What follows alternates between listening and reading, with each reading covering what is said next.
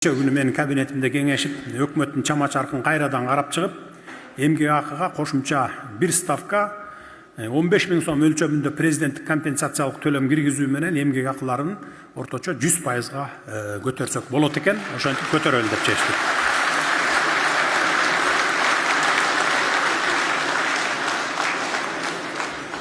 Учурда мугалимдердин орточо айлыгы 26 000 сом. Ал эми келе жаткан жылдын 1-апрелинен тартып көбөйгөндөн кийин 52 000 сомдун тегерегин түзөт. Мугалимдердин айлыгы негизинен алардын билим деңгээлине, педагогикалык иш стажына, квалификациялык категориясына, аймактын жайгашкан жерине, окуткан сабагына жана жумалык саат жүктөмдөрүнө жараша аныкталат.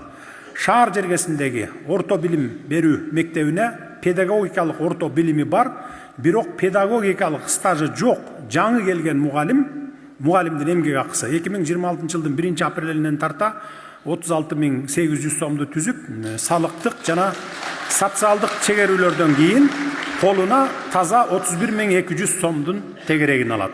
Жаңы келген мугалим, студент болуп бүтүп келген мугалим. Райондук коэффициенти 1,8 болгон, тоолуу алыскы райондо иштеп жаткан жана жашаган 30 жылдан ашык педагогикалык иш стажы бар орто мектептин математика мугалиминин учурдагы эмгек акысы 65 800 сом. Ал эми 2026 жылдын 1-апрелинен тарта эмгек акысы 97 600 сомду түзөт.